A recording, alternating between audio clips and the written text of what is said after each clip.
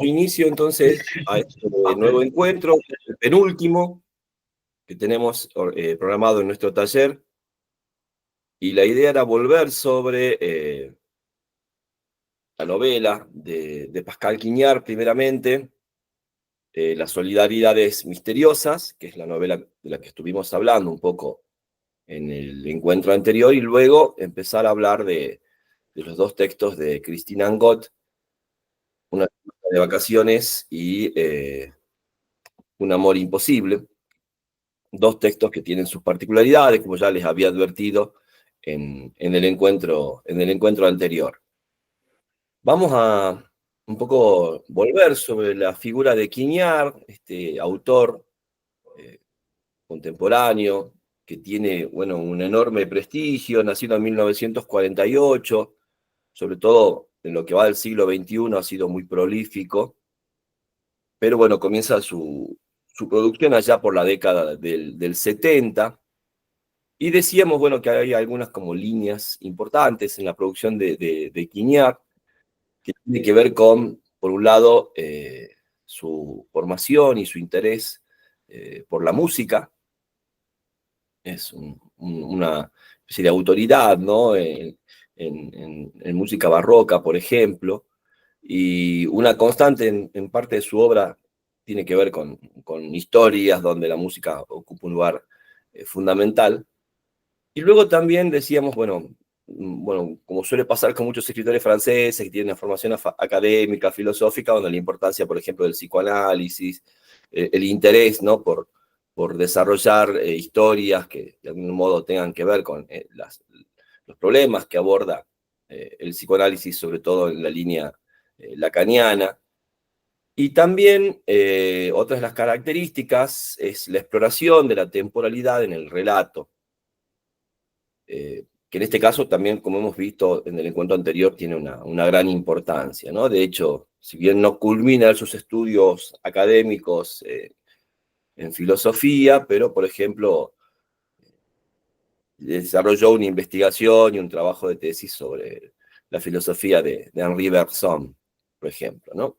Y decíamos que esta novela, que tiene la particularidad de tener una subdivisión, de estar estructurada, las solidaridades misteriosas, según, bueno, los nombres de los personajes centrales, eh, sobre todo al inicio de la novela, los primeros apartados, ¿no? Con el nombre de Claire, de Simón, de Paul, principalmente, que son como los tres personajes centrales, y luego se van sumando, bueno, otros personajes como Juliette, como Jean, y personajes que podemos llamar secundarios, que tienen que ver con el entorno de, de Claire en su regreso a Dinard.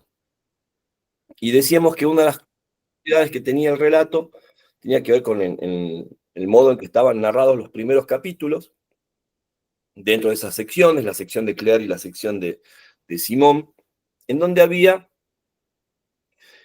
un predominio de la tercera persona y una especie de juxtaposición de planos temporales, donde a partir de ese recurso quizás le generaba al lector cierta confusión en cuanto a la temporalidad del relato, ¿no? Porque por un lado estaba, por supuesto, la historia de Claire y de Paul, de su niñez, de sus, digamos, experiencias en ese periodo, la distancia, ¿no?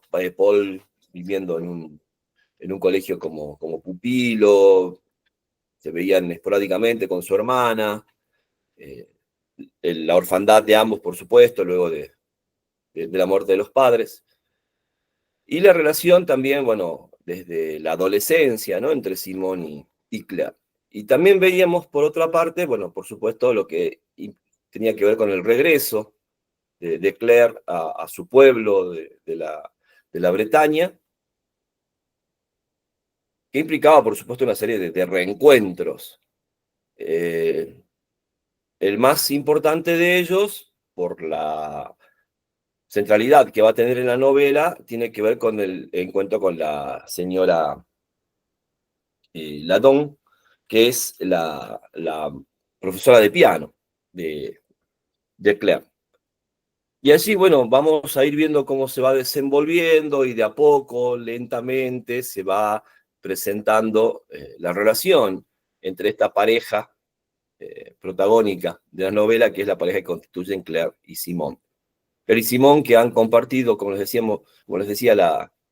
durante su adolescencia, la parte, bueno, de la etapa de formación, durante que sería nuestro secundario, luego también, de algún modo, la familia de Simón, digamos, fue como una especie de familia adoptiva para Claire, y también encontramos el hecho de que, bueno, en el presente, cuando regresa Claire, Simón está casado, tiene un cargo como de alcalde, ¿no? de uno de los poblados de esa región, y bueno, está un poco abocado a esa vida pública y familiar, aunque también algunos personajes dan a entender, bueno, que con el regreso de Claire, un poco esa historia entre Simón y Claire se podría llegar a reactivar. También nos vamos enterando un poco de la vida de Claire como una mujer, bueno, que tiene grandes habilidades para las lenguas, que se ha dedicado a trabajar como traductora, que vive en París, que se ha separado de su marido y de algún modo es como que ha abandonado a su marido y a sus hijas. Y finalmente nos encontramos con el hecho de que, bueno, este regreso y encuentro con la profesora de piano por un lado y también con Simón, genera, ¿no? En Claire la posibilidad de volver a instalarse en ese poblado de su infancia. Y entonces nos vamos a encontrar con una especie de segundo regreso a Dinard por parte de Claire, pero ya para instalarse primero con su profesora y finalmente en la granja, en la zona de la Landa, eh, donde se va a establecer finalmente Claire. A partir de ahí también vamos a ir descubriendo cómo retoman el contacto y la relación Claire y Simón, y cómo Claire se convierte en la amante de Simón. Y esto, bueno, un poco también va haciéndose como, bueno, ese contexto, ¿no? De pueblo chico, es algo que todo el mundo ve, que está a la vista de todos, ¿no? No es un tipo de relación que se pueda disimular u ocultar demasiado ante la vista de los pobladores. Y allí, bueno, vamos a encontrar, por supuesto, en el momento en que retoma el contacto Claire con Simón, la enorme importancia que tiene, y también de esto hablábamos en el último encuentro, el entorno natural donde acontecen los hechos narrados en la novela. Y les decía, bueno, que hay todo un trabajo muy, muy fuerte, muy importante, sobre todo en estos dos primeros apartados, y luego en aquellas escenas donde aparece la figura de Claire, nos vamos a encontrar, bueno, con un protagonismo fundamental, ¿no? De ese entorno natural, que va de algún modo definiendo la experiencia de Claire, porque por supuesto el relato también se focaliza en la figura de Claire, en la experiencia de la protagonista, más que en la del protagonista masculino. Y también, bueno, vamos viendo, por supuesto, un trabajo muy preciso y muy complejo del uso de la descripción en la novela, que también es como una marca de, de la obra de Quiñá. Por supuesto, hay un fragmentarismo, hay un multiperspectivismo, la obra se va a ir desarrollando de manera discontinua, va a ser muy importante, sobre todo aquellos apartados en los que habla el hermano, en los que habla la hija de Claire, en el que habla el sacerdote del pueblo, que es a la vez se convierte en la pareja de Paul, el hermano de Claire, y que por supuesto tienen una visión de esa situación que se va dando alrededor de la figura de Claire, que tiene como dos momentos muy importantes, para ir resumiendo. Por un lado, el incendio de la granja en la landa, y luego, por supuesto, la muerte de Simón, que, bueno, aparece representada con cierta ambigüedad, ¿no? Entre un accidente o un suicidio, queda ahí medio poco definida la situación, pero más que el hecho en sí, lo que importa es lo que dispara, que es el desequilibrio emocional de Claire, que ya venía anticipándose, porque cuando se produce el incidente del incendio, Claire, bueno, se distancia de Simón, porque el incendio lo ha provocado la esposa de Simón. Y bueno, ante esa situación se produce la ruptura, ¿no? de la pareja. Y eso genera, bueno, esta idea que también ya hemos hablado en numerosas novelas de la locura de amor, ¿sí? A partir del modo en que se comporta Claire, yendo a la zona de acantilados, acomodándose en un lugar donde se producían los encuentros amorosos clandestinos de la pareja, incluso desde la juventud. Y luego en ese momento en que han retomado la relación. Y también, por otra parte, teníamos, bueno, ante la separación, un poco la obsesión, ¿no? de Claire por observar a Simón cuando navega. Y allí, bueno, nos encontramos un poco también con una forma de representación de Claire muy arraigada a ese paisaje marítimo, desde donde ella se va como, no sé, mimetizando, ¿no? con el paisaje en el momento o desde el lugar donde ella observa, espía, vigila a su amado.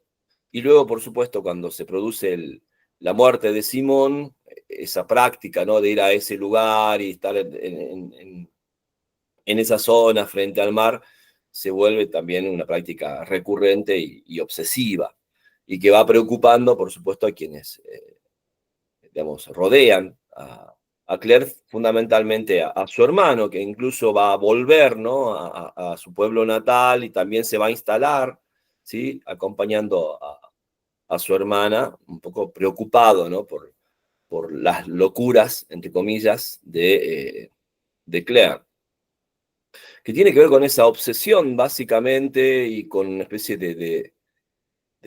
bueno, de ritualización, que de algún modo está anticipada por el epígrafe que abre la novela, ¿no? con esa referencia al libro de Esther, en el que, bueno, se manifiesta esta especie de fidelidad, ¿no? Y que también tiene que ver con ciertas concepciones de lo amoroso que también ya hemos trabajado en distintos textos, y también en el taller anterior, respecto, bueno, de la relación entre amor y muerte, y amor, razón, amor, locura. Y bueno, aparece esta cuestión como un tema fundamental en el texto. De las perspectivas que se suman hacia el final, creo que es muy interesante la perspectiva del sacerdote, porque, bueno, a pesar de que, insisto, es un personaje que más bien está ligado, por supuesto, a la figura del hermano, y que a través de la figura del hermano está en contacto con Claire, pero bueno, también un poco, como hemos charlado en otros talleres y también en este, un poco la definición de lo amoroso también desde el discurso religioso, la visión de lo amoroso se produce en el marco, ¿no? del campo religioso de la cristiandad, fundamentalmente, ¿no? que tiene muchísimo impacto en nuestra cultura. Y de algún modo hay una mirada, si se quiere, caritativa, solidaria, ¿sí? con la figura de Claire. Por último, quizás ya para empezar a ver cómo ha sido la lectura de la novela en general. Hay un trabajo también, creo yo, en la novela muy importante respecto de todos los vínculos o relaciones que se van desarrollando en el entorno de Claire y Simón, por supuesto en las figuras de Claire y Simón, pero sobre todo, digamos, a nivel de todos los personajes que participan en el texto.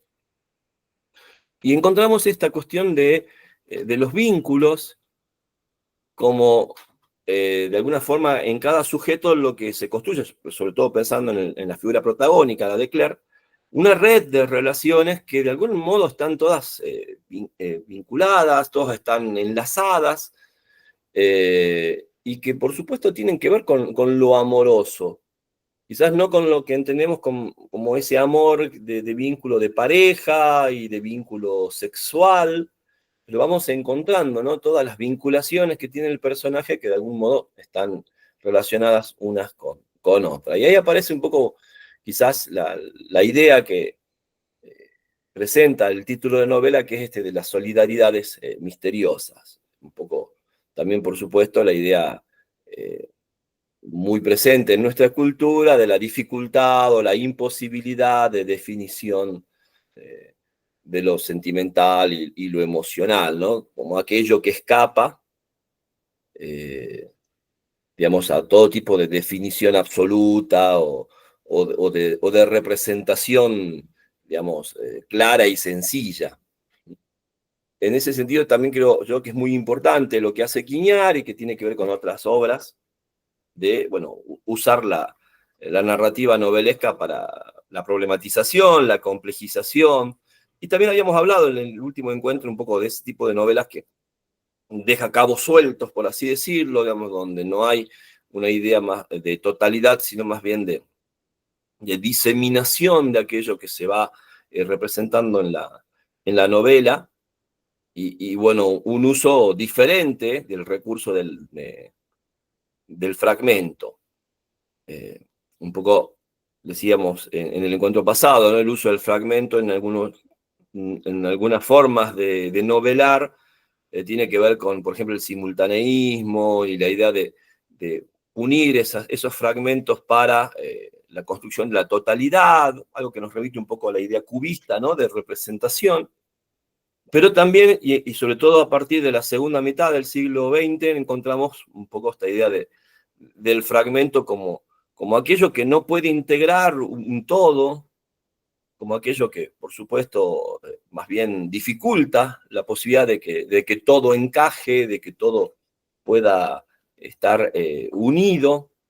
Y vuelvo a insistir, me parece que el título de la novela es bastante ilustrativo con respecto a esa poética del relato que Quiñar, por ejemplo, en otras novelas, pienso en Las sombras errantes, también desarrolla, ¿sí? A ver, podemos pensar, también lo charlamos en el encuentro anterior, de que hay más bien una idea de imposibilidad de representar esa totalidad, y por supuesto ahí aparece el fragmento, ¿no? Y el efecto final, bueno, como les decía, es la de los cabos sueltos, la de que quedan cosas sin desarrollar, y bueno, eso justifica, por supuesto, también el modo en que se focaliza el relato. Pienso, por ejemplo, en la figura de Juliet, ¿no? Que tiene una aparición en la novela, en un momento preciso, una serie de situaciones, y luego no se desarrolla esa historia, y un poco la vida maternal de Claire y su vida matrimonial queda totalmente digamos, sin desarrollar prácticamente, ¿no? No hay una continuidad de esa faceta del relato, que por supuesto insisto, se enfoca sobre todo en, en la relación con Simón y en ese momento que se da a partir del regreso de Claire a su pueblo de su infancia y su juventud. Bueno, no sé cómo ha sido la experiencia de lectura, algo habíamos charlado, algo habían hablado algunos en el encuentro anterior. No sé si alguien quiere comenzar. Yo no quiero comenzar, simplemente porque ya hablé sobre la novela, pero yo quisiera escuchar a mis compañeras, a mis hermosas compañeras que han leído en francés, porque ellas tienen eso que a mí siempre me atrapa, la cuestión de la lengua, cómo está escrita la novela. Yo leo la traducción, me gusta la traducción, algunas traducciones hechas por los españoles me parecen horripilantes, pero me gustaría saber cuál es la experiencia de lectura en el idioma original. No sé si pueden, si no les molesta mi pedido. Gracias.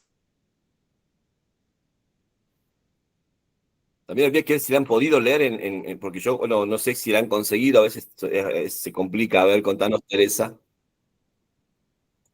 Bueno, yo, Susana, estaba tan entusiasmada con esta novela que yo apenas apagué la compu el sábado pasado, la busqué en francés y la encontré inmediatamente. Así que la verdad que tuve el placer de leerla en francés y bueno, me encantó la novela, me pareció bellísima. Esa es la palabra que me surge, belleza, porque es belleza del lenguaje, belleza que aparece por todos lados. Primeramente, me da la sensación en sus descripciones que tiene que ver mucho con no sé por qué, permanentemente, mientras iba leyendo, me llevaba a evocar pinturas, ¿no? Las pinturas de Monet, por ejemplo, que si bien él pinta toda la zona de la Normandía, o sea, un poco más al norte, pero es el mismo tipo de paisaje, con los acantilados, con el mar, con la bruma, y me parece tan fantástico, fantástica la manera en que él pone eso en el papel. Las descripciones son maravillosas, son poéticas, uno se imagina perfectamente los colores, las luces, los brillos, las sombras. Me pareció extraordinaria la manera en que describe los paisajes de la región. Así que bueno, por ese lado yo lo asociaba muchísimo a los pintores impresionistas, que tuvieron tanto que ver con esa zona, ¿no es cierto?, con la zona marítima, con la zona de los acantilados, sobre todo esa serie de Monet donde están los acantilados. Me pareció que encaja perfectamente, ¿no es cierto?, las descripciones que él hace con eso. Por otro lado, su lenguaje me pareció poético. Hay poemas dentro del relato, un lenguaje que por ahí tiene algo de proustiano. No sé si se acuerdan la imagen esa de ¿cómo se llama? Madame Ladon, cuando pone el terrón de azúcar en la taza de té, ¿no es cierto? Bueno, me pareció que usa el lenguaje de una manera extraordinaria. Uno no puede dejar de comparar, ¿no es cierto?, con otras novelas que leímos, y realmente es superior, me parece que es un escritor superior. Los recursos literarios y poéticos que utiliza dentro de la novela, tiene un manejo increíble del lenguaje. Bueno, me pareció fantástica. Y en cuanto a la estructura de la novela, vos dijiste muy bien el tema cubista, ¿no es cierto? Desde un primer momento yo imaginé esta imagen de Claire, ¿no es cierto?, con bueno, todas las características que es la edad, esta persona enorme, alta, grande, ¿no? Y bueno, sus rasgos de personalidad también, como personaje central, y después como que si se fueran desplegando las formas de ellas mismas a través de las voces de los demás personajes. O sea, es como que se despliega como un cuadro cubista delante de nuestros ojos, la figura de Claire, ¿no es cierto?, que vamos viendo las distintas perspectivas. Y me encantó, por otro lado, aquello de que ella, no sé si la comparamos un poco bueno, no sé, me parece que esta es muy superior a la Beto Pagadí, pero vamos viendo cómo hay una transformación de las dos mujeres y las dos mujeres se transforman por el amor, por el sentimiento, y como en la de la Beto Pagadí es todo lo peor del ser humano que sale en ella, en esta al contrario, es una mujer que su amor lo sufre, pero ella se compenetra con la naturaleza y pasa a confundirse, deja de ser un ser humano y es un elemento más de la naturaleza.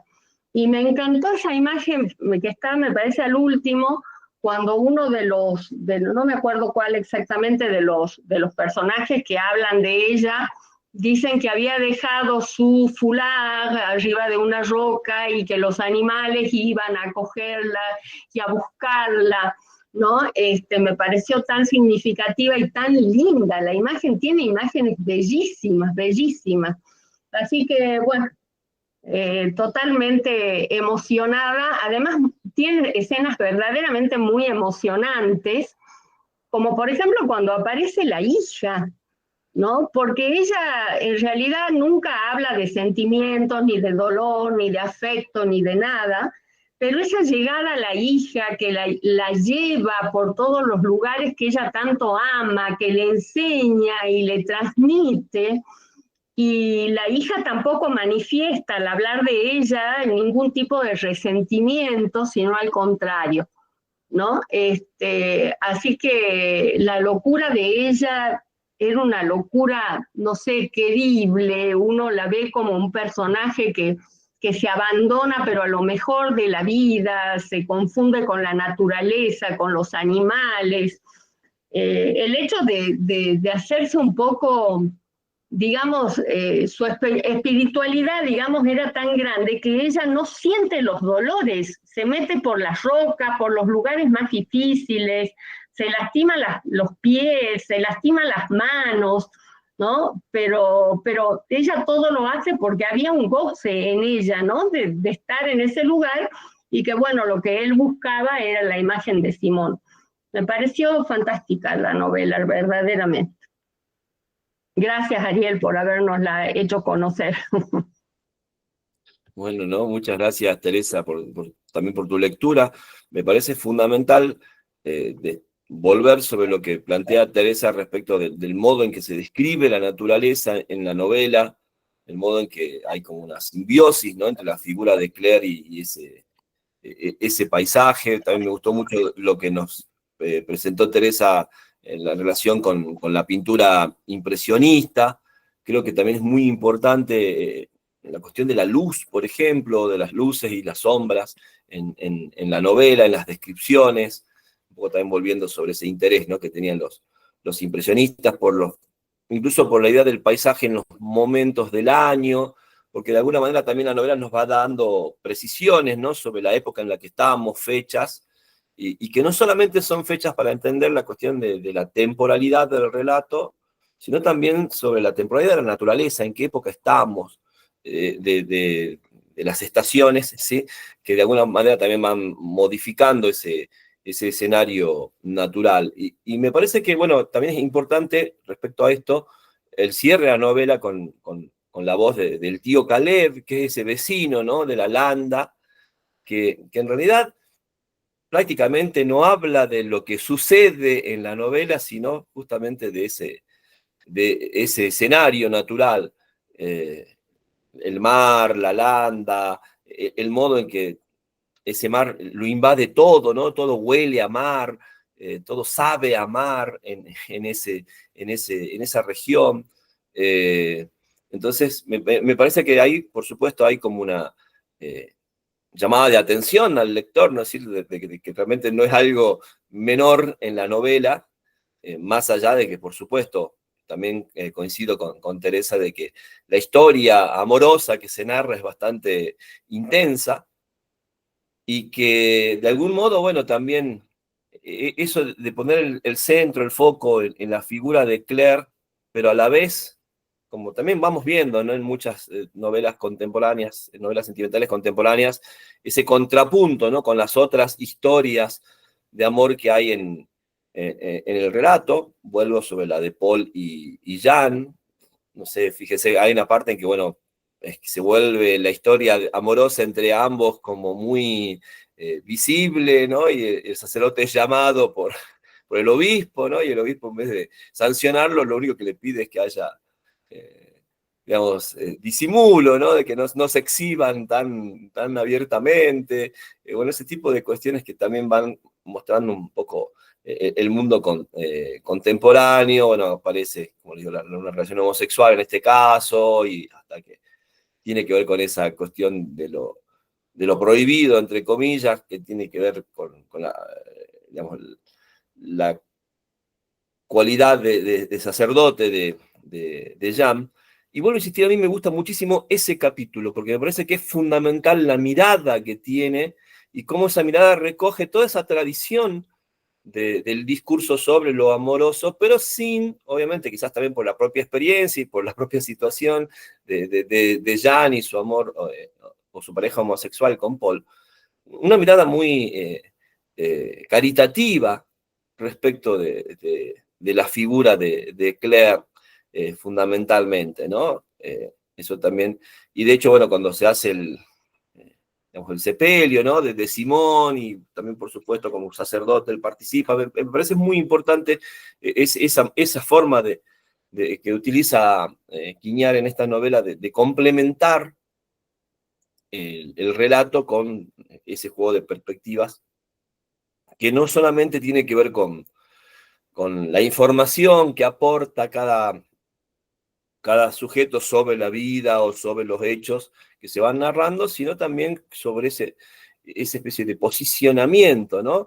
También me parece importante la figura de Paul, porque Paul tiene, bueno, una especie de negación, ¿no? De trauma infantil, negación con lo que ha sucedido con los padres, distanciamiento con su hermana, si bien tiene una relación, podríamos llamar buena, pero la verdad que nunca habían estado próximos, un poco por la situación de vida en el primer momento y luego, bueno, ya por diferencias que tienen entre ellos, ¿no? Y también es interesante el hecho de que, bueno, Paul regresa a Dinard preocupado, ¿no? Por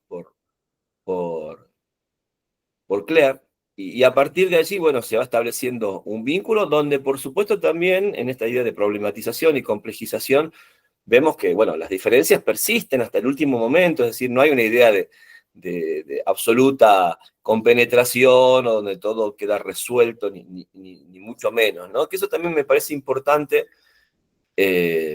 digamos, señalar, también lo pensaba respecto a lo que charlamos en el último encuentro, ese tipo de novelización donde en realidad se va profundizando el conflicto, se va problematizando cada vez más ese núcleo conflictivo de la novela, a un punto en el que, bueno, todo tipo de resolución es prácticamente imposible, ¿sí? Entonces, eso también es importante porque pensemos que en el movimiento de la novela tradicional, y que incluso subsiste más allá de las exploraciones experimentales de la primera etapa del siglo XX, hay como una idea de búsqueda, de restitución de un orden que se ha roto a partir, bueno, de la aparición del conflicto o del problema.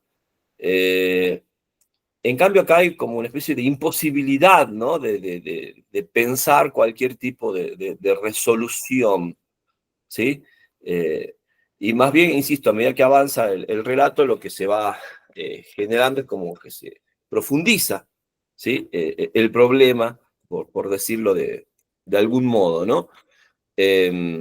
También me parece importante, creo que Susana lo había remarcado en el encuentro anterior, las descripciones sobre los encuentros sexuales, por ejemplo, ¿no? Que también tienen ese tono poético que decía Teresa, y en donde también es muy importante no solo el cuerpo de los amantes, sino también ese entorno natural, ¿no? Porque los encuentros suceden precisamente en ese paisaje, ¿no? No es como que tienen ese tipo de particularidad de la vida sexual de ambos, que por supuesto se ha iniciado, ¿no? en la juventud, luego se ha interrumpido durante varios años y en el regreso se retoma, ¿no?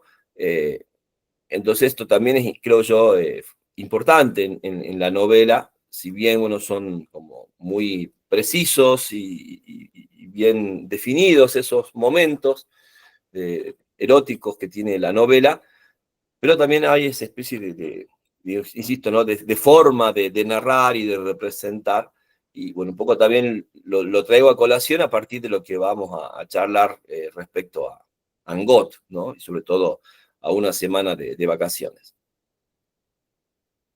¿Alguien más quisiera agregar algo sobre su experiencia de lectura de esta novela? Sobre alguna cuestión que quizás no ha quedado muy desarrollada en nuestra conversación.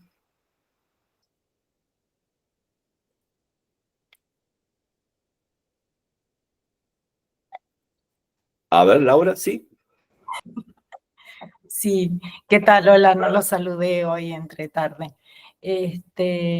Bueno, yo en realidad coincido con Tere, con todo lo que dijo Tere. Me pareció fantástica la novela. Leí una primera parte en español y después, bueno, ella me pasó la versión en francés y, bueno, pude leer bastante en francés. Sí, a mí me impresionó esa descripción del paisaje, me pareció fantástica y realmente uno está viendo, ¿no? Ese paisaje, como que lo estás viendo directamente, todo lo que es la Bretaña, ese paisaje un poco también agreste por ahí, ¿no es cierto? Y también me llamaba un poco la atención esta cuestión de cómo te marcaba la diferencia, porque bueno, está el mar abajo, están los acantilados y los pueblitos, y esa diferencia de subir y bajar todo el tiempo, ¿no? Porque ella va por las escaleras, bueno, todo eso, el vocabulario en francés, también él utiliza algunas palabras de origen bretón, ¿no? Porque incluso yo buscaba algunas en el diccionario y no las encontraba, o sea que también utiliza un poco el lenguaje de la región, la lengua de la región. Y bueno, como dijeron las chicas, es impresionante esa mimesis entre el personaje y el paisaje, eso también me pareció fantástico. Y bueno, realmente era como ver una película donde se ve ese personaje como una especie de fantasma también, ¿no? Un fantasma que entre ese paisaje y bueno, creo que ella en alguna parte dice que él la considera, ¿no? O la amaba como un fantasma, y alguna partecita que no la noté, pero bueno, ella hace alusión a eso. Así que, bueno, me pareció hermosa, eso quería decir. Muy, muy buena la escritura de Quiñá, espectacular. Bueno, eso nomás quería decir. Muchísimas gracias, Laura. Bueno, acá hay algo importante de lo que vos estás diciendo al final respecto de, si entramos ya en la cuestión de la representación de lo amoroso, porque tiene que ver un poco con el modo en que se da la relación, digamos, el retomar la relación entre Simón y Claire. Volvemos a encontrarnos con otras cuestiones que ya han aparecido en otras novelas, bueno, la idea, ¿no? De una relación en el pasado, en la juventud, incluso una relación de tipo iniciática, ¿no? Es la relación que los ha iniciado a ambos en la vida amorosa y en la vida sexual, luego se ha interrumpido, ¿no? Por la vida adulta que llevan, ambos se han separado y al encontrarse aparece, bueno, creo yo, vuelvo con esta idea de la yuxtaposición temporal, ¿no? Porque hay como una idea de querer volver a vivir lo ya vivido, ¿sí? Y donde mucho de lo presente tiene valor digamos, más bien como una práctica que evoca lo ya vivido. No sé si me entiende, como que se superponen, ¿no? Ese presente por esa región agreste, por el lugar donde se encuentran, por, bueno, digamos, el carácter sexual de esos encuentros, con la de los cuerpos jóvenes que se van iniciando, ¿no? en la vida amorosa y sexual. Y por supuesto creo yo que hay como dos bueno, vivencias respecto de esos encuentros o de ese reencuentro, esos reencuentros que va narrando la novela, ¿no? Por supuesto, el foco se pone sobre la experiencia de Claire, pero vos lo señalaste muy bien, ¿no? Respecto de esto, de lo que se dice de Simón acerca del fantasma, ¿sí? Y que tiene que ver, insisto, con esta superposición o justaposición del pasado y del presente, ¿no? Esta idea, bueno, de una pareja que se reencuentra y que lo que quiere es proustianamente revivir el pasado, ¿no? Cuando por supuesto sabemos muy bien, y Proust lo ha desarrollado maravillosamente, eso es imposible, ¿no? Es decir, esa búsqueda del tiempo perdido está destinada al fracaso. Y de algún modo, bueno, quizás también ese descubrir, ¿no? El fracaso de que algo no sea únicamente vocación, sea como un revivir, volver a vivenciar ese amor juvenil, bueno, a Simón lo va apartando de Claire. Es como que hay una disociación, ¿no? Entre el modo en que Claire y Simón viven el reencuentro. Un poco por un lado el hecho, bueno, de Claire que ha renunciado a todo para estar ahí, para volver a ser, ¿sí? la mujer de esa pareja. Y bueno, Simón que por supuesto no renuncia a nada, ¿sí? Simón que quiere sostener esos momentos, ¿no? con Claire y por supuesto continuar con su actividad, bueno, como autoridad y como marido, digamos. Y ahí aparece, creo yo, también algo muy interesante en la novela respecto de esa problematización, ¿no? Porque no es el modo en que vivencian, y un poco entrando ya a este tema fundamental de nuestro taller, ¿sí? Y claro, exactamente, hay como una especie de personaje más estereotipado, ¿no? Respecto del modo en que actúa el varón, ¿no? O sea, tener a Claire como amante, pero creo yo que aparece esa faceta, insisto, de querer volver, o el hecho de que sea una pareja que ha tenido, ¿sí? Ya una relación anterior, y que esa relación haya sido iniciática para ambos, ¿sí? Porque es el momento en que los dos han conocido, han ingresado a esa vida amorosa y sexual, y cuando se reencuentran, un poco la fantasía, si se quiere, es la de volver a vivir eso. Y por supuesto, bueno, sabemos que eso es imposible, ¿no? Aunque también es como una fantasía recurrente cuando se da ese tipo de emparejamientos o de retornos a una antigua pareja. Y de alguna manera, insisto, hay como una, digamos, asimetría, ¿no? Respecto del modo en que se comportan Claire y Simón en relación a ese reencuentro.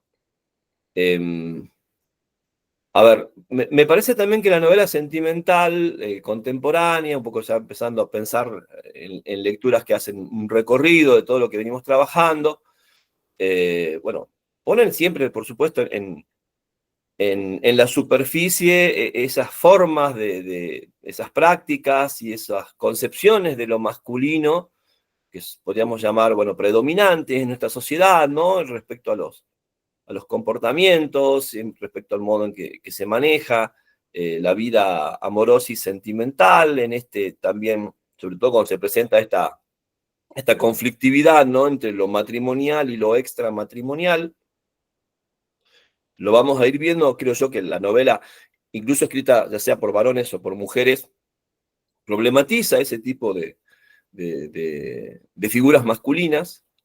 Creo que esa es una de las grandes cuestiones a tener en cuenta en esta reedición de la tradición de la novela sentimental, porque creo yo que, por supuesto, hay como una crítica, a veces está mucho más explícita, a veces está más bien no tan presente, pero creo yo que esa forma de construir ese tipo de personajes, como puso Susana, típicamente masculinos, o que responden a una forma de pensar y de actuar de los sujetos masculinos, nos encontramos con esta idea, ¿no? De que la novela, por supuesto, señala o le hace ver al lector o le llama la atención, no sé, quizás también sea una forma de leer de nosotros, ahora se me acaba de ocurrir, no sé si a veces, porque bueno, este tipo de cosas también tienen que ver pero un poco con el modo en que leemos,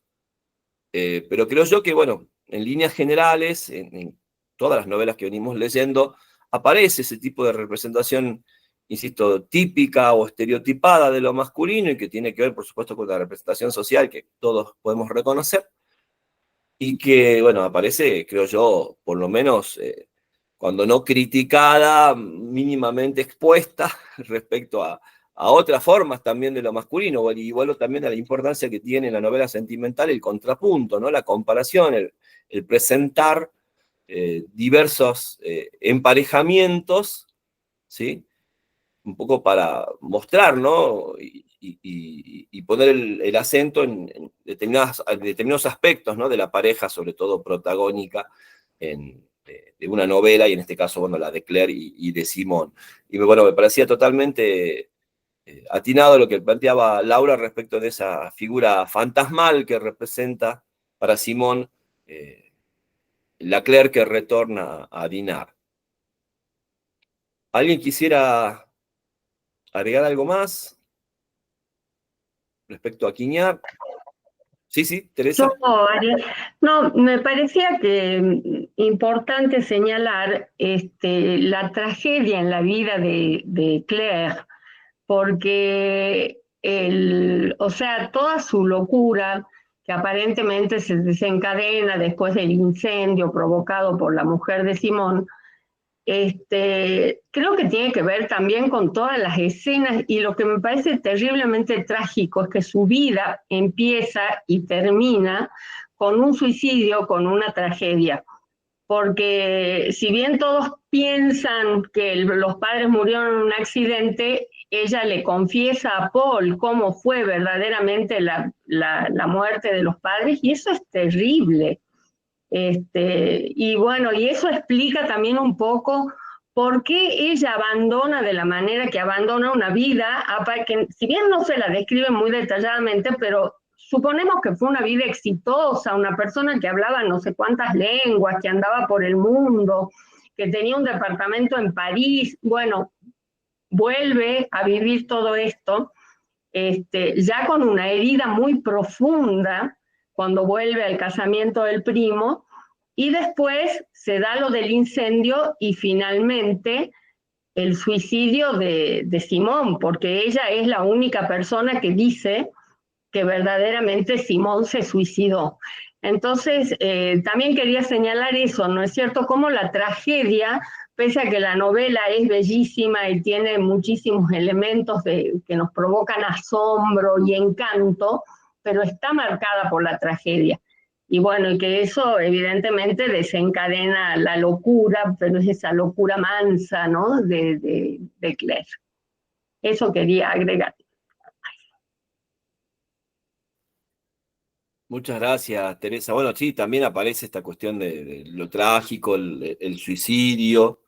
Y en cuanto a la renuncia, bueno, también es interesante que, bueno, por supuesto, primero la que desencadena todo es Claire, pero lo mismo pasa con Paul, ¿no? Porque Paul también tiene esa otra vida parisina, también, bueno, hombre de negocios, ¿no? Un poco también de esta idea de las finanzas, y que un poco arrastrado, ¿no? Por Claire también termina ahí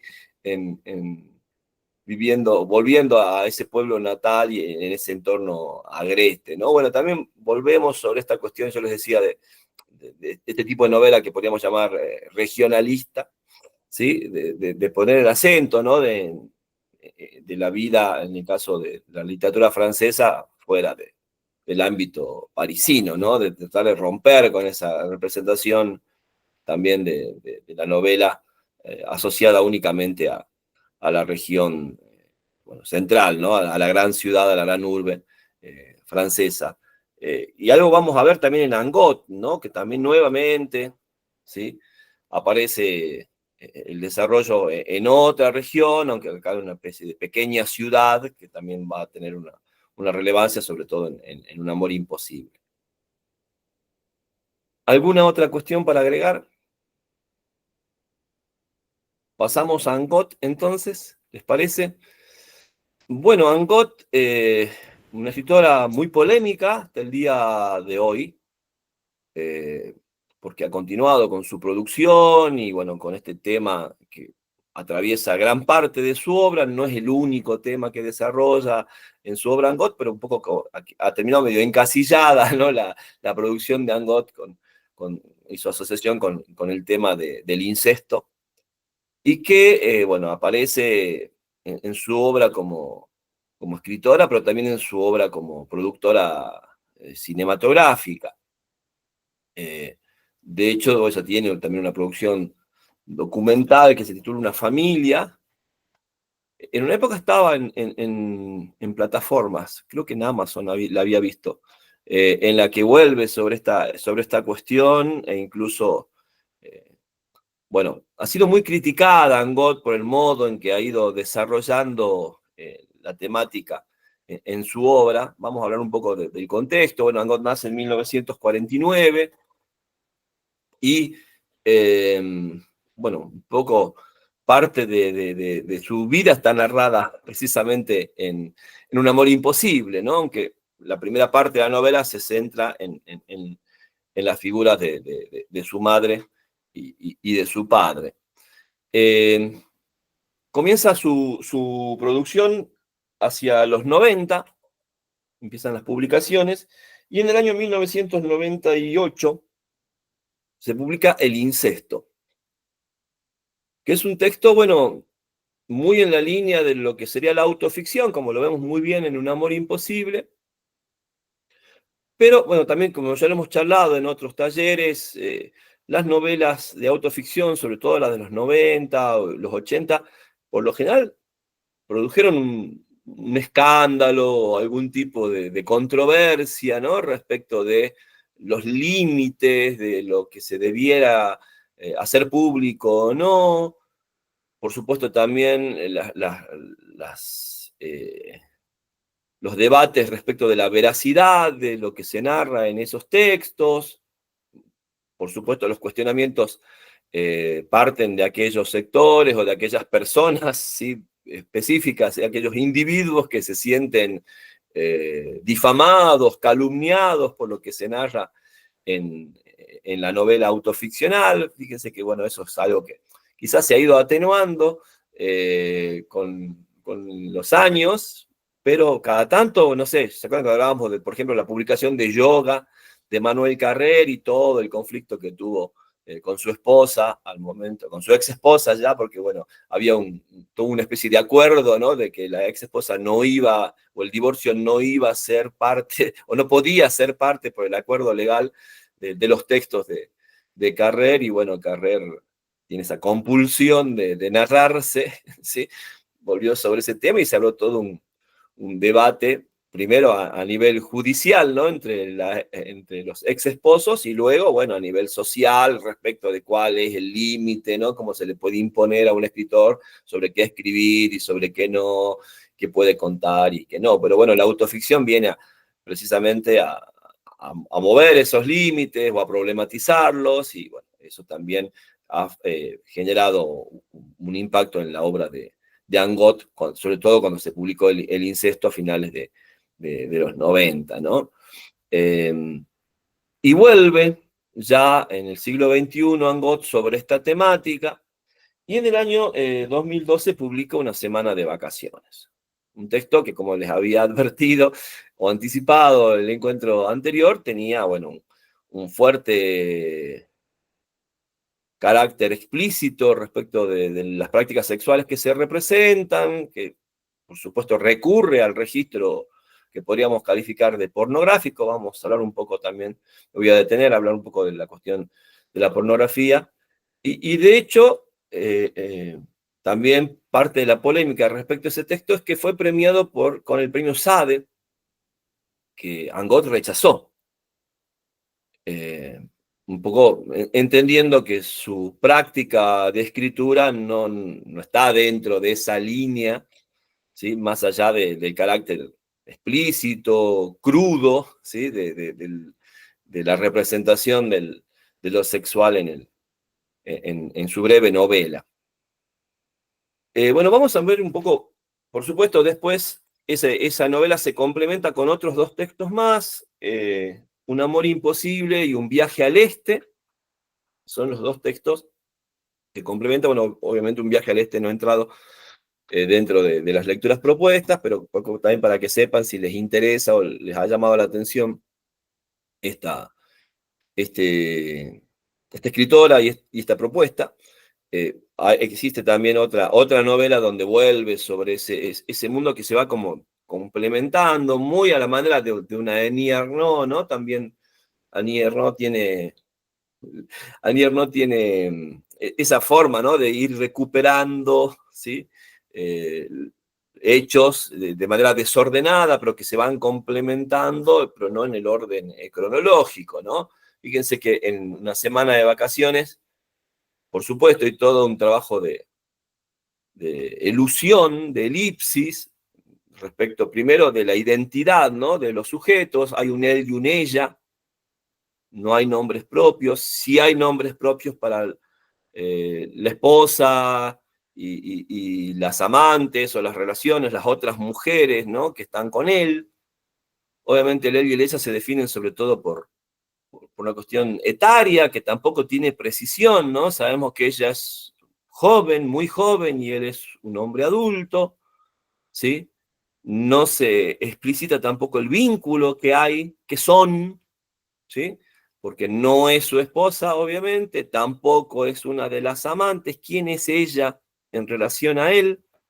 Y por supuesto, desde prácticamente la primera, segunda línea de la novela, lo que vamos viendo es una serie de prácticas sexuales que se describen con un grado de explicitación muy fuerte, aunque hay también un trabajo con el lenguaje de que esas descripciones no sean vulgares, ¿sí? Sean muy explícitas, muy crudas, pero que no recurran al argot, ¿no? De la vulgaridad, de lo que podemos calificar de obsceno para la representación. Y esto, bueno, me parece que sería una buena excusa para pensar, ¿no? Cómo funciona lo pornográfico en nuestra cultura, sobre todo en este momento, ¿no? Donde hay una proliferación y una accesibilidad de lo pornográfico muy grande, ¿no? Y que incluso podría ser hasta producto de un debate, ¿no? Respecto de, bueno, de cuáles serían las incidencias, ¿no? De eso de tener tan omnipresente lo pornográfico, ¿no? Porque pensemos, bueno, en primer lugar habría que pensar que lo pornográfico se define siempre en relación a aquello que en una sociedad, en un contexto dado, se concibe por pornográfico. Es decir, hay como una norma de qué puede ser representado, y más que primero, más bien creo yo, qué puede ser mostrado, pensemos en términos de objeto, ¿no? Del cuerpo, qué puede ser mostrado públicamente y qué puede ser representado respecto de ese cuerpo sexual. Y también, por supuesto, de las prácticas sexuales de esos cuerpos sexuales. Y digo cuerpo sexual porque también hay todo un debate, ¿no? Y que, por supuesto, lo vamos a ver en distintos contextos respecto de qué define un cuerpo sexual. Por supuesto, tenemos esta especie de centralidad de lo genital, pero a la vez también, pensemos en el caso del cuerpo femenino, los senos, ¿sí? ¿Forman parte o no forman parte los senos de ese cuerpo sexual? Eso es muy importante, la definición de un cuerpo sexual en la cultura, porque, bueno, eso es lo que va a determinar qué se puede mostrar y qué se puede representar respecto de ese cuerpo. Y por supuesto, eso va a ir definiendo que lo pornográfico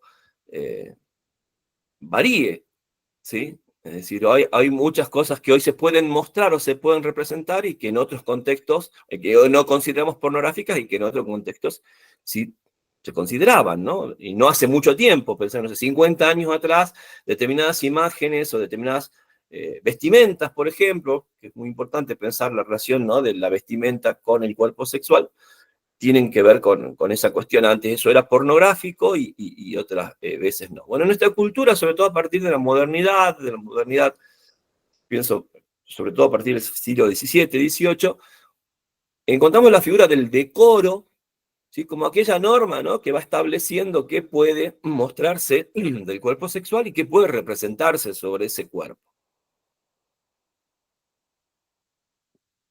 Y ahí, por supuesto, la imagen pornográfica, lo pornográfico, tiene que ver con, digamos, cuestiones que se relacionan, por ejemplo, con la finalidad. No pensemos que incluso la representación, y ahora nos importa más que nada el plano de las representaciones,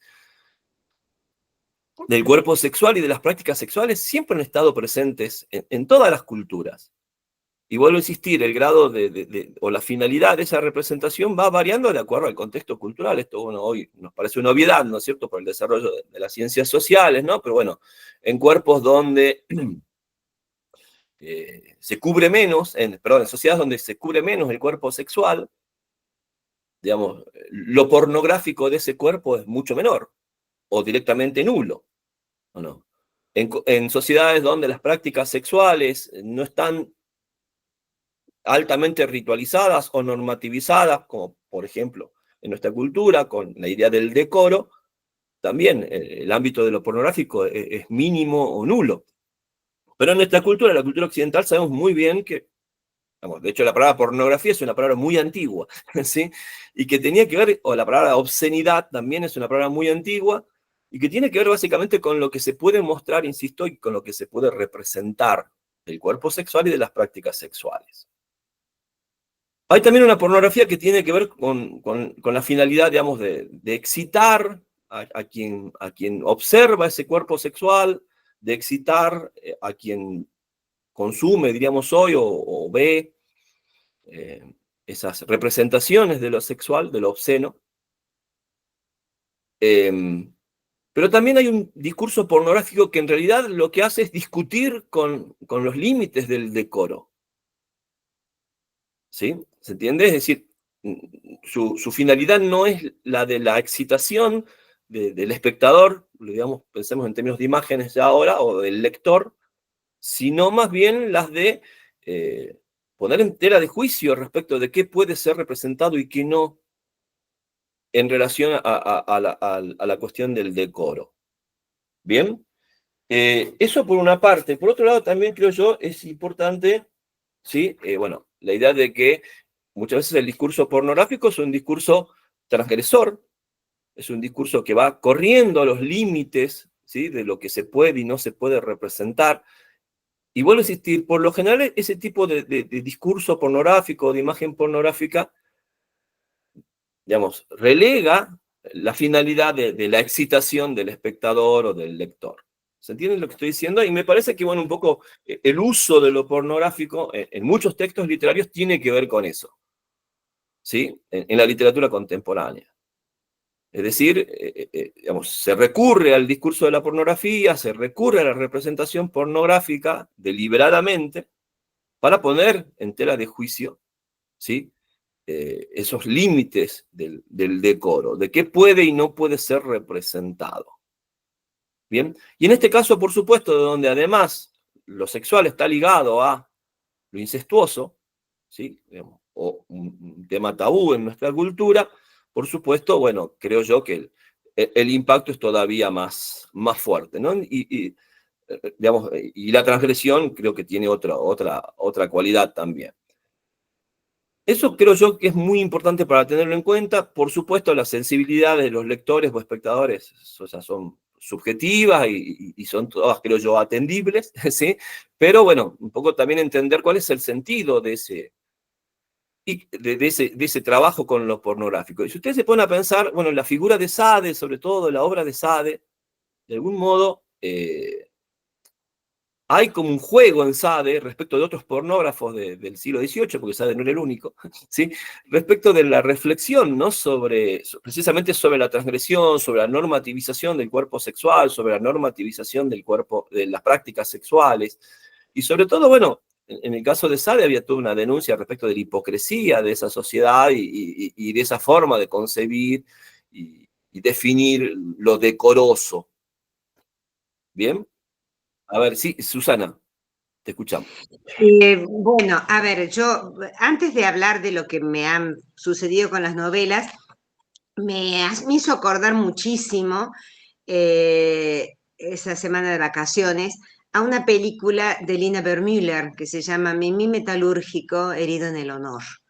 Yo tenía, no sé cuántos años tenía, a ver, tendría 18 años cuando por ahí sí, en Córdoba vi la película y a mí me impresionó muchísimo la escena, cuando ustedes recordarán, mi metalúrgico ha sido, su esposa ha traicionado, ha sido traicionado, entonces él busca traicionar a su esposa con la mujer del otro cornudo, ¿sí? Y la mujer del otro cornudo es una mujer voluminosa, muy enorme, y entonces es una escena terrible, una escena que a mí me golpeó mucho, como también trenes rigurosamente vigilados me había golpeado, porque en primer plano aparece este cuerpo tremendo de la mujer y este hombre que se encima a la mujer, y me hizo sufrir mucho. Bueno, me hizo acordar, porque cuando comencé a leerla, claro, me impactó. Nada de placer, por supuesto, nada de erotizarse uno con esta novela, para nada.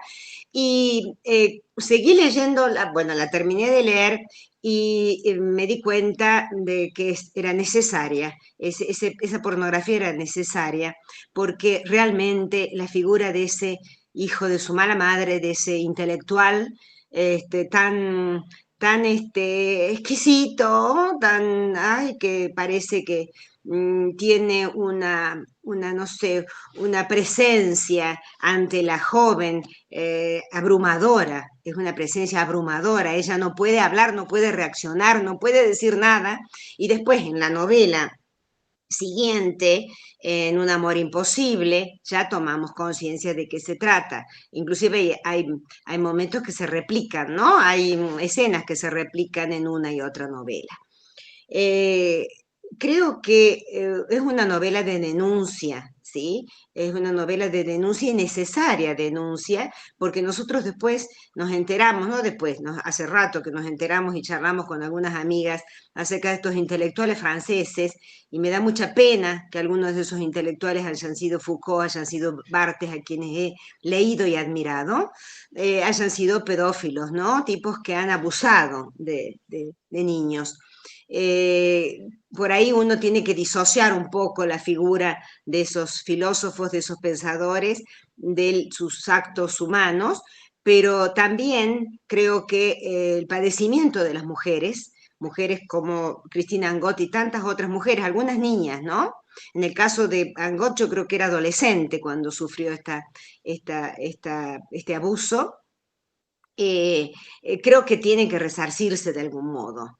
Entonces, no me parece una escritura banal, me parece una escritura interesante, y que a la saga de la escritura de Ernaux, creo que Ernaux tiene mayores condiciones como escritora, no sé si será subjetiva mi apreciación, pero a la saga de esta escritura autoficción y denuncia, va más allá de lo privado, de lo íntimo de Angot. Creo que tiene que ver con una muestra de lo que es la francesidad, ¿no? Lo que es esta idea de franceses que tapan aquello que no quieren mirar y que involucra a las mujeres, y que las pone en un lugar de sometimiento, sobre todo cuando hay diferencias de clase. Acá queda muy marcada, a mí me encantó en Un amor imposible, la reflexión final, cuando puede por fin hablar Christine con su madre, y le dice, no, esto no significa, no tiene que ver solamente con lo que nos pasa a nosotros, esto tiene que ver con la sociedad, esto va más allá de lo personal. ¿Sí? Y creo que ahí, en ese punto, en esa inflexión, en esa reflexión, uno toma conciencia de hasta qué punto esta situación personal entre Angot y su padre tiene que ver con una muestra de lo social, cómo la sociedad se sigue reproduciendo la diferencia, cómo se burla de aquello que no constituye cómo se debe hablar, ¿sí? Cómo se debe pronunciar, ¿sí? Es tan interesante esa muestra de la pretendida superioridad racial, inclusive, porque la madre de Christine es judía, ¿sí? El mismo padre, el mismo abuelo de Cristina ha sido un tipo que no ha abusado, pero sí ha despreciado a su hija, sí ha dejado o sea que no solamente la cuestión racial porque sea judía, sino que los mismos judíos tienen esta actitud de desprecio. Entonces, me acordé mucho del cine, también me acordé mucho del Desprecio, de esa película maravillosa de Godard, y bueno, del cine. Me parece que algunas escenas son muy cinematográficas, lo mismo que son cinematográficas las escenas de Quiñar. Y volviendo a Quiñar, creo que hay una contraposición interesante entre estas dos novelas. Yo creo, no sé si las ha puesto a propósito, primero nos ha solazado con la escritura de Quiñar y después nos ha dado el mazazo con Langot. Bueno, gracias, chiques, por escucharme. Muchas gracias a vos, Susana. La verdad que, bueno, todo lo que estás planteando es muy interesante. Bueno, creo yo que en nuestra cultura lo pornográfico tiene que ver, por supuesto, con las imágenes, porque se ha vuelto mucho más audiovisual, ¿no? Nuestra concepción de lo pornográfico.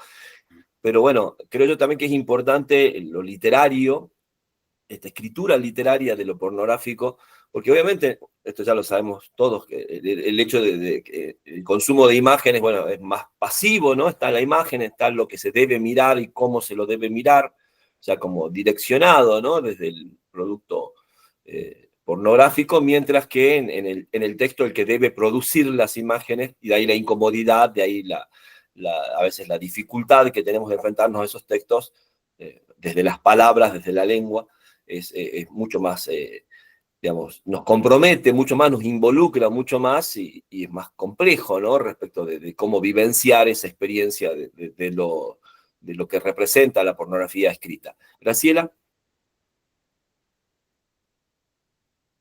Sí, quería comentar respecto de lo que dijo Susana, de cómo en Francia no sé si se hace ahora, pero por lo que dicen las novelas, se hace diferencias, se discrimina por el uso de la lengua, por el grado de perfección con que se usa la lengua, no solo a nivel de los escritores, sino también a nivel de la vida cotidiana, ¿no? Porque eso lo podemos ver en las novelas de Ernaux, cómo ella presenta como la primera humillación la de cómo se recibe en su entorno del colegio cuando ella se expresa con palabras cotidianas de la forma de hablar propia de su pueblo, de los campesinos y obreros, clase social a la que ella pertenecía por nacimiento, ¿no? Me llama la atención que también en esta otra novela pase algo similar, cómo condiciona la aceptación o no de las personas el uso del lenguaje. Ay, de paso quería pedirle a Teresa si me puede mandar, por favor, la novela de Quiñar en francés, que le voy a agradecer. Sí, por supuesto, chicas. Ahora yo se las paso a Ariel porque me suscribí a una página y estoy consiguiendo no todas las novelas. Algunas no hay forma, las de Ernaux, imposible, pero de otros autores sí. Así que yo se las voy a pasar a Ariel y vos, Ariel, bueno, ahí ya en el mail ya las ven. Sí, no hay problema. Yo lo difundo, gracias. Buenísimo también acceder a ese material. Gracias. Bueno, lo que plantea Graciela, creo yo, bueno, el magisterio de Ernaux en toda esta generación de escritores que plantean la autoficción evidente. Quizás habría que sumar, no sé, otras escritoras como, bueno, Marguerite Duras de los 80, ¿no? La Marguerite Duras de los 80, a partir del amante, del dolor, que son textos que también hemos visto en otros talleres. Bueno, no sé, Nathalie Serrault, por ejemplo, a partir de su autobiografía, Infancia, me parece que también es un texto muy importante para el desarrollo de lo autoficcional en la narrativa francesa. Y bueno, creo yo, me gustaba ese término que usaba Susana hace un rato para definir el modo de narrar de una semana de vacaciones como necesario, ¿sí? Porque creo yo que por supuesto, cuando aparece la idea del incesto, que en esa novela está insinuada la palabra papá, cuando él le pide, ¿no?, que en medio de esas prácticas sexuales lo llame papá.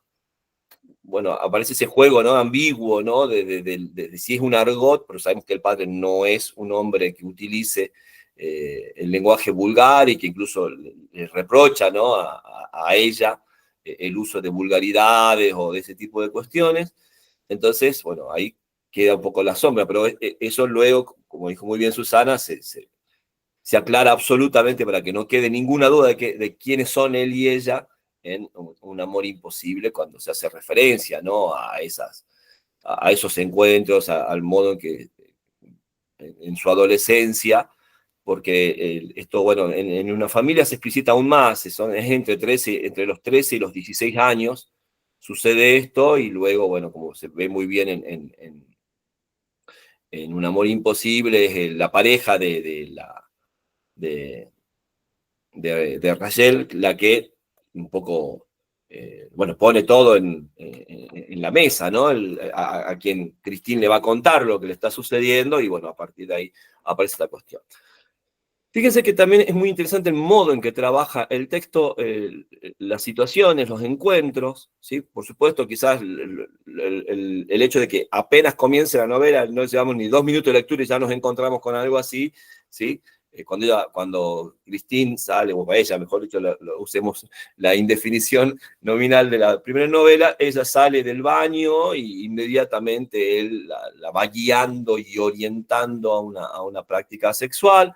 Fíjense que también hay un modo en que ese lenguaje es muy preciso, ¿sí? Es casi quirúrgico, ¿no?, respecto de, bueno, por supuesto, lo genital involucrado, las posturas, las prácticas, que básicamente dejan de lado el sexo vaginal, ¿sí? Porque son todas prácticas, bueno, o masturbatorias, o anales, o orales, que de algún modo también, desde la perspectiva de cómo se construye al sujeto masculino, tiene que ver con una especie como de magisterio, ¿no? Como alguien que va iniciando y enseñando, ¿sí?, lo que debe hacer, ¿no?, cómo debe colocarse ella, y más o menos el modo en que debe satisfacer, porque también eso es muy importante, digamos, eso que le enseña él a ella es cómo darle placer a él, ¿sí? Y un poco la figura de ella es la de, como decía también muy bien Susana, absoluto sometimiento, ¿no? Simplemente la obediencia de alguien que, bueno, tampoco se le da mucha opción de, digamos, de dejarse llevar, por ejemplo, o de hacer lo que quisiera ese cuerpo femenino, o de que ese cuerpo femenino busque su placer, porque simplemente, bueno, el magisterio de este varón es, bueno, lo que debe hacer incluso con esta idea de que, bueno, ella le va a agradecer haber aprendido eso para futuras parejas o para futuros encuentros, ¿no? La importancia que tiene en el discurso de él el hecho de que una mujer sepa darle placer a un varón, ¿no? Y un poco, fíjese que una constante es el modo en que él le cuenta y compara a ella con la figura de la esposa, con la figura de otras mujeres, ¿sí? Y por supuesto esto recae tanto en lo físico, en el cuerpo, ¿no? Obviamente en ese cuerpo sexual, como yo les decía, ¿no? Porque obviamente la mirada recae en el busto, en las caderas, en la cola, en las piernas, en el sexo, o también, por supuesto, en el modo, en la práctica sexual. Y obviamente lo que también hace la novela es retasearnos, no darnos información sobre la subjetividad femenina, el modo en que vivencia ella esos encuentros sexuales, ¿sí? Fíjense que ella está como reducida a un cuerpo que simplemente, bueno, se muestra y acciona, realiza acciones que son guiadas por él. Y por supuesto también la subjetividad de él se manifiesta en los momentos no sexuales. ¿sí? Donde aparece este hombre, como decía muy bien Susana, culto, qué bueno que tiene una autorrepresentación, ¿no? de su importancia social, que también anda mirando y juzgando a los otros, ¿no? En los recorridos por restaurantes y lugares turísticos en esa semana de vacaciones, ¿no? Fíjense también que es muy importante el uso en una semana de vacaciones, bueno, en no dividir el relato en capítulos, el uso de párrafos extensos, si bien no utiliza oraciones extensas, pero los párrafos son muy extensos, lo que le dificulta al lector detenerse, ¿sí? Hay un trabajo muy fuerte de obligarlo al lector de, obviamente, si resiste, continuar la lectura, ¿no? No sé si han visto, sobre todo en los momentos de los encuentros sexuales, los párrafos se hacen muy largos. Es decir, es como que no puedo cortar la lectura. En cambio, cuando se narra los desplazamientos y la vida social que llevan, ¿sí? en esas vacaciones, ahí sí, ¿sí? El relator se vuelve más entrecortado y le da más respiro, si se quiere, al lector, ¿no? Y hay como una sensación, ya te doy la palabra a Susana, de inminencia, ¿no? De que en cualquier momento, ¿sí? Se dispara de nuevo el encuentro, entre comillas, porque más que un encuentro es como el sometimiento sexual de ella, ¿no? Porque también en esa vida cotidiana va apareciendo, ¿no? Va apareciendo cómo se impone él, ¿sí? Cómo la domina, cómo la somete, y por supuesto, esa situación de dominio y sometimiento genera, obviamente, el morbo, ¿no? En él, que activa el encuentro sexual. Sí, Susana, ¿habías levantado la mano? A ver, abrí el micrófono. Espere. Ahora sí, ahora sí.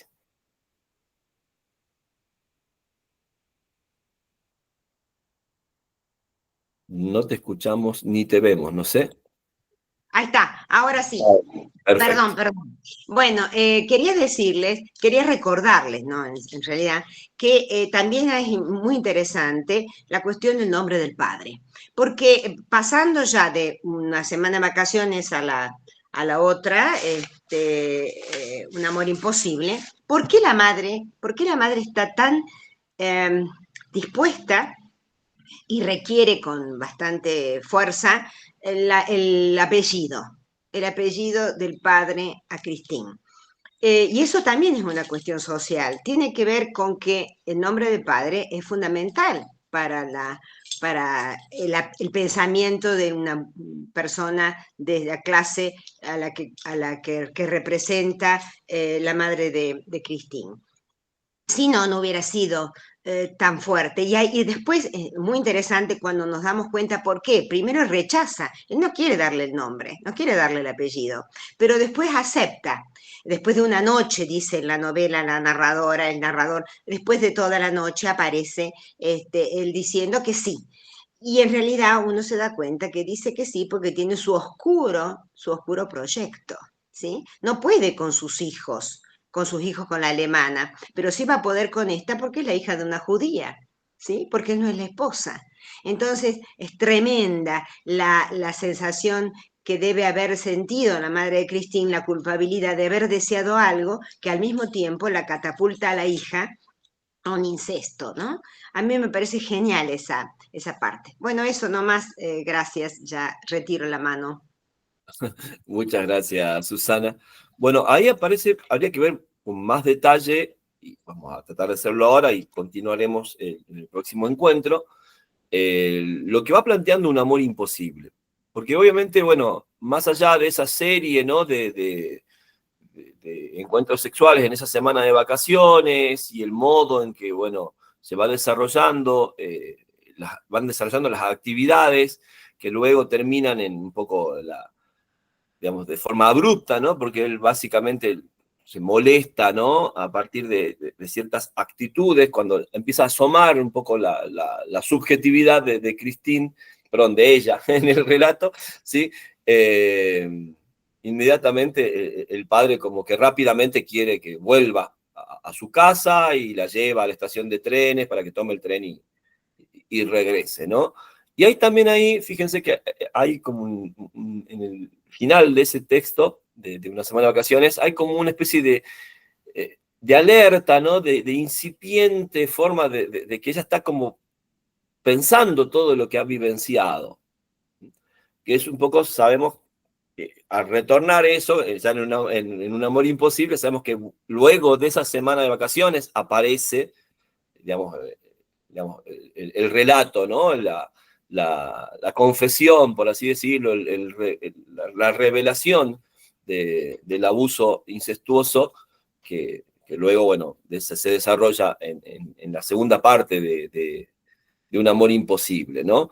Entonces, pero que, insisto, en ese final de la novela, en esa joven tomando el tren y esperando el tren en la estación, hay como, e incluso en la última escena que tienen juntos, él y ella, hay como algo que se está gestando, por así decirlo, y que luego sabemos que lo que va a hacer básicamente es testimoniar y poder decirlo, ahora sí, me está pasando esto es lo que me ha sucedido, ¿sí? En los encuentros con mi padre, ¿no? Ya en Un amor imposible. Lo interesante, fíjense que como contraste, en Un amor imposible todo eso no está, ¿sí? Como ya se ha narrado de modo, una precisión, una crudeza enorme, directamente en Un amor imposible eso se borra, ¿sí?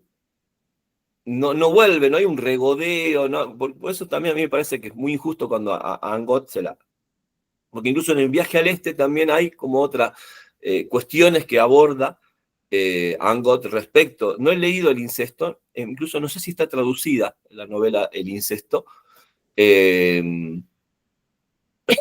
así que puedo hablar, perdón, de estas tres, de Viaje al este, Un amor imposible.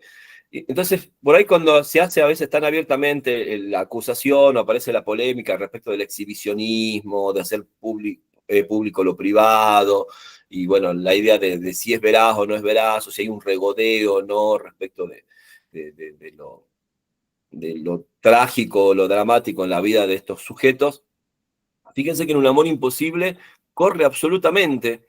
De hecho, hay una sola frase, ¿no? Que es cuando la pareja de Rachel le dice, el padre la lleva sodomizándola 4 años o algo así, y bueno, a partir de ahí, por supuesto, el relato tiene un giro en el texto, y que tiene que ver con todo lo que también señaló Susana respecto bueno, cómo van a procesar, por así decirlo, sobre todo la madre, la información, y cómo la va a procesar también Christine para poder contarla, ¿no? Para poder hacerla, digamos, un relato, ¿bien? Y ahí aparece, por supuesto, esta característica tan propia de la autoficción vinculada, bueno, a lo psicoanalítico, ¿no?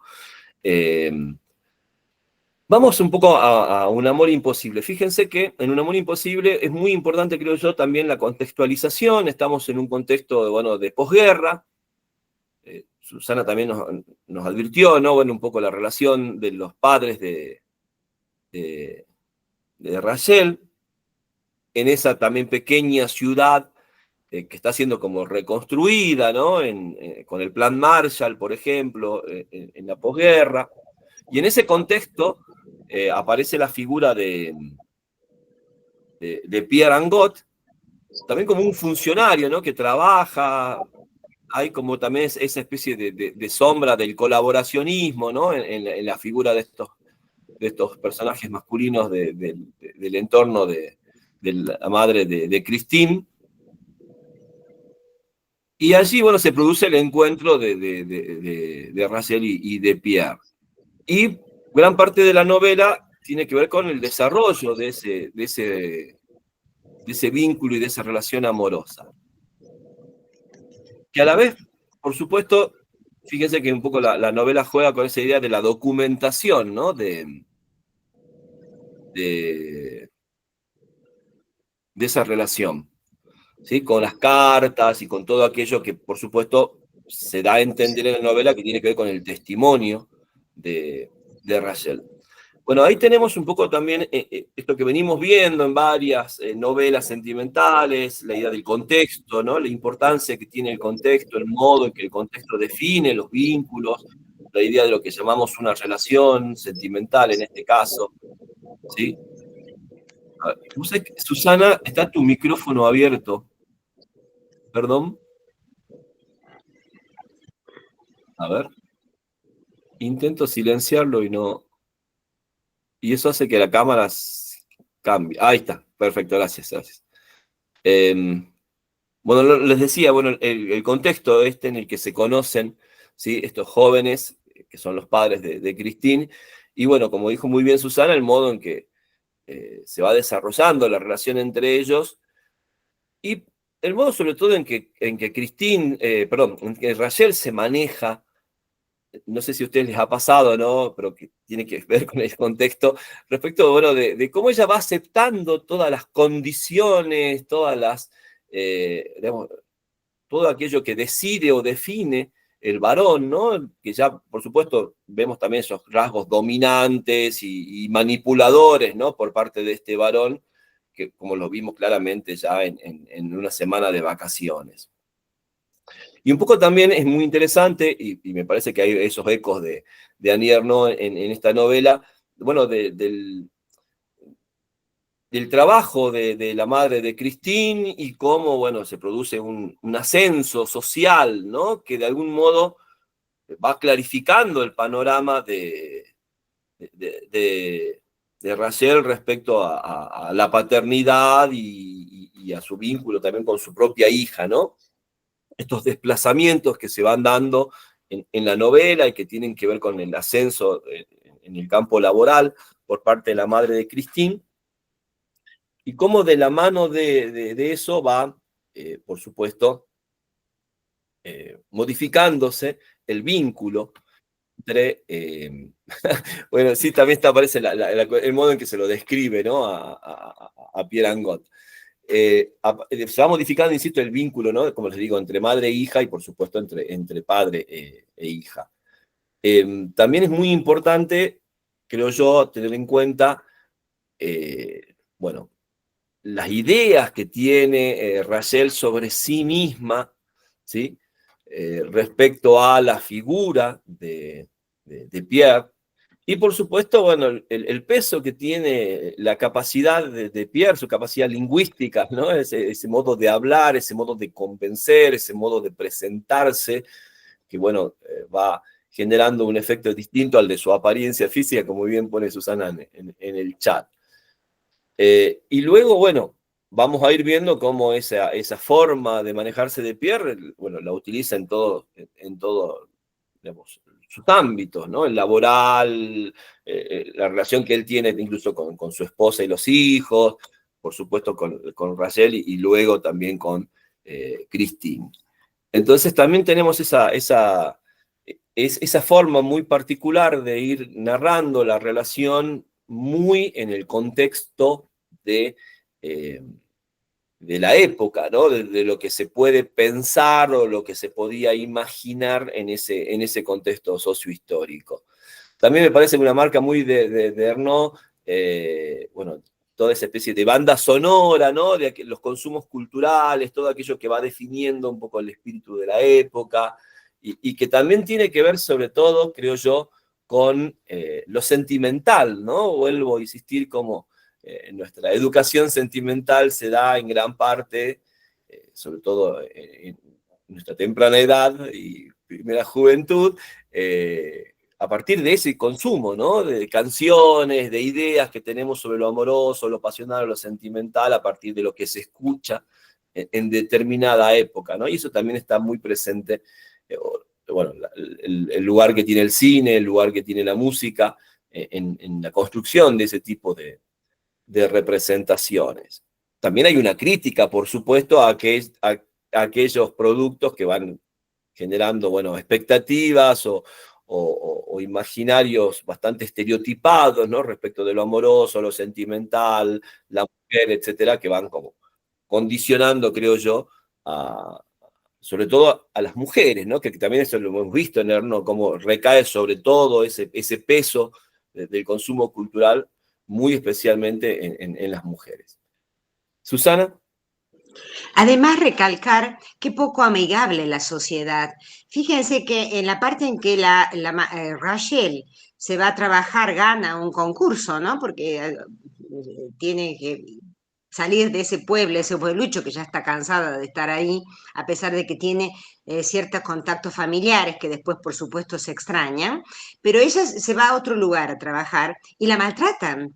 Ella sufre, ahí está también la imposibilidad de comunicación que tiene Rachel con su hija, porque está siempre pendiente de que su ex amante, el padre de su hija, acepte por fin estar con ellas. No sé si tiene la peregrina idea de que el tipo vuelva con ella, no sé.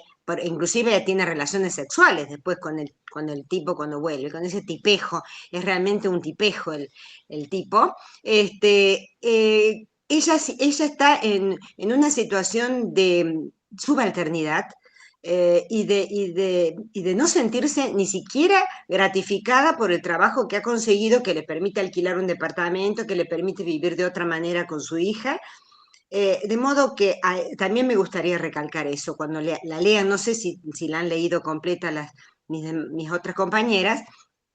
Fíjense en esa sensación que produce las actitudes de la mujer y las relaciones que tiene la mujer con su entorno social. No solamente el ex amante, el que la ha sometido, el que la ha obnubilado, creo que ella se ha obnubilado por él. Después escuchen las canciones también, yo me puse a escuchar las canciones. Y realmente es interesante ese juego que hace la escritora, el narrador con las canciones. Bueno, gracias, cierro.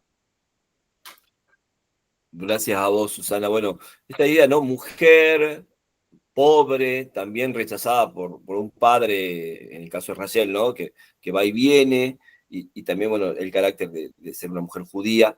Todo eso un poco va a aparecer, creo yo, hacia finales de la novela, cuando el relato se enfoca un poco en el modo en que la narradora, Christine, trata de elaborar toda esa situación que le ha generado el abuso por parte de su padre.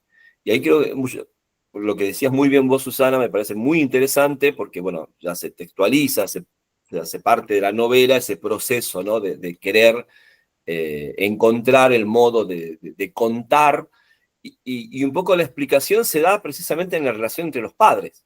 Es decir, el modo todo lo que le ha tocado vivir a Christine con su padre, esa relación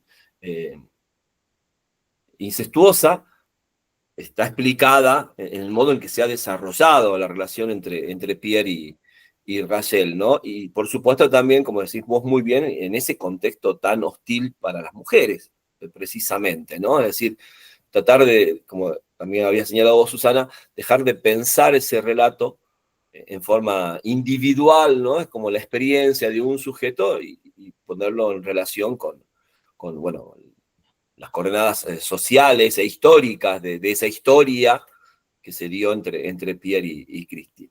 ¿Alguien quisiera agregar algo más? No sé cómo andamos con las lecturas, si han podido leer las dos o una o algo de lo que venimos señalando. Sí, a ver, Laura.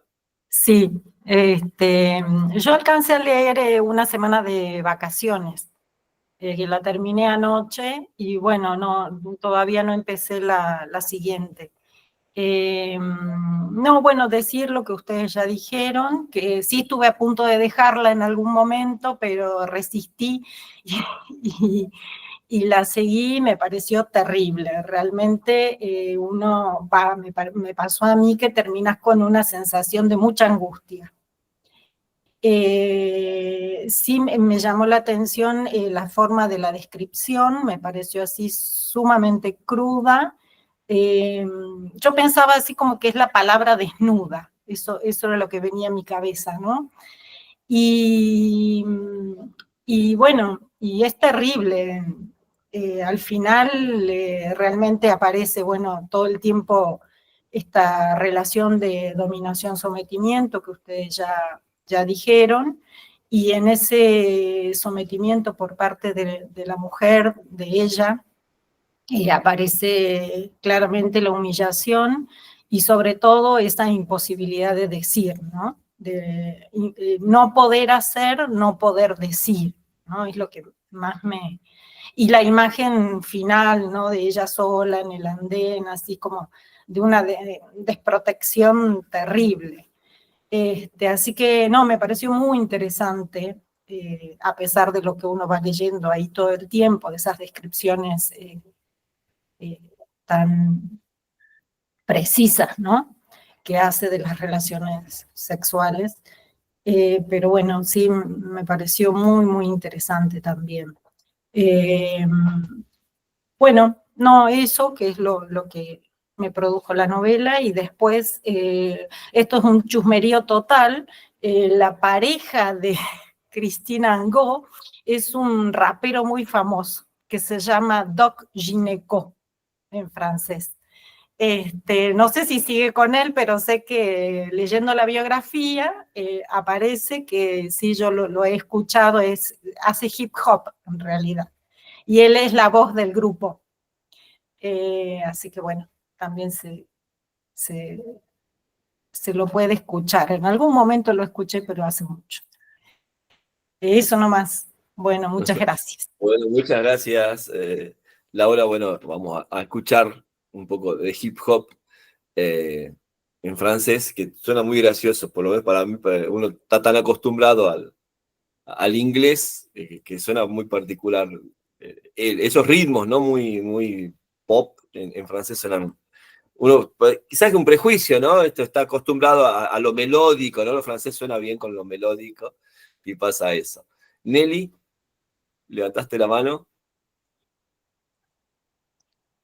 Sí, yo leí las dos novelas y creo que se complementan. Hay que aguantar la primera para llegar a la segunda.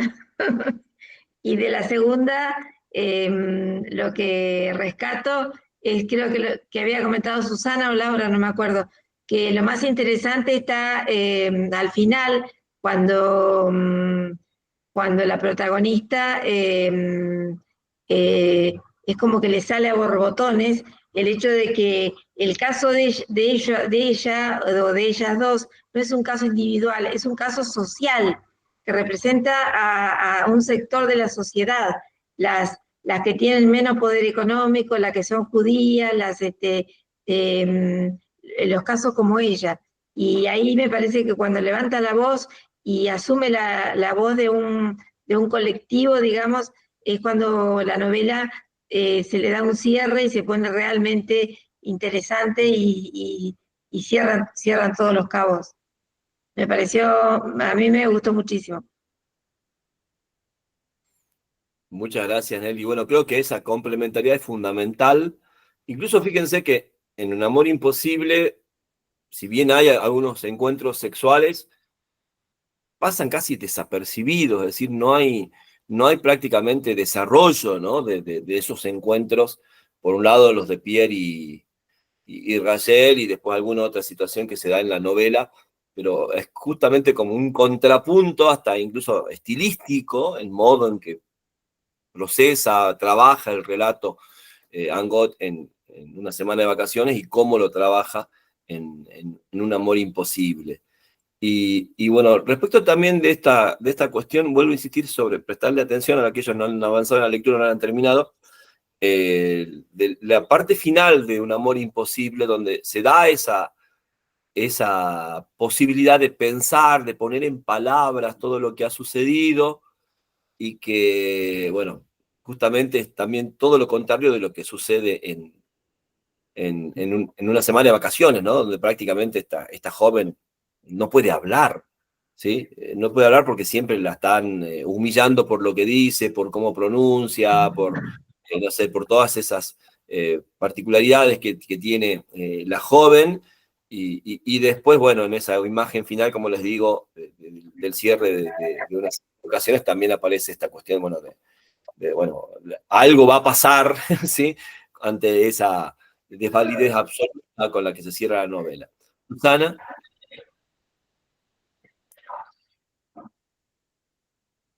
Entonces, ¿tenés levantada la mano o quedó de hace un rato? A ver. No, perdón, quedó ahí abajo. No, perfecto, bien, no hay problema.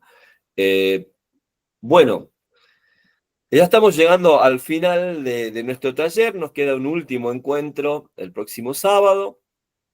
La novela, para cerrar este taller, se titula No hablemos más de amor. Obviamente el título es bastante significativo para cerrar el taller.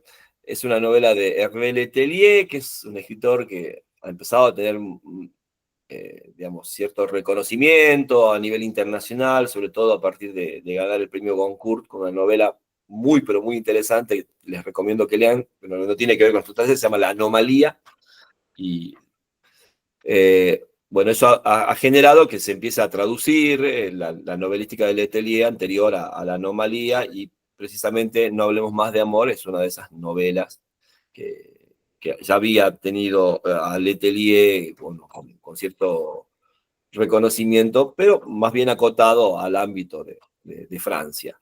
Es una novela que nuevamente nos va a presentar algo que ya vimos en, no sé, en Felices los Felices, en las solidaridades misteriosas, una multiplicidad de personajes, de emparejamientos, un poco con un juego más bien de cómo se van entrecruzando esas diversas parejas, y bueno, en un contexto también próximo, contemporáneo, siglo XXI, en el que, por supuesto, esta historia que se va narrando, estas historias, mejor dicho, en plural, que se van narrando, van generando una serie de, bueno, de reflexiones acerca de cómo se presenta lo amoroso en el mundo contemporáneo, cómo están atravesadas esas posibilidades en relación, bueno, de nuevo a la cultura, a la sociedad, a los productos culturales, entre ellos, por supuesto, también la novela, ¿sí? Como un producto de enorme impacto al momento de pensar las relaciones afectivas, amorosas, ya sea en términos de expectativas, ¿sí? O términos bueno, de reflexión sobre los vínculos, cuando bueno, uno ya ha tenido las experiencias amorosas, y sobre todo cuando esas experiencias amorosas lo que han generado es frustración respecto de las expectativas de la juventud, ¿no?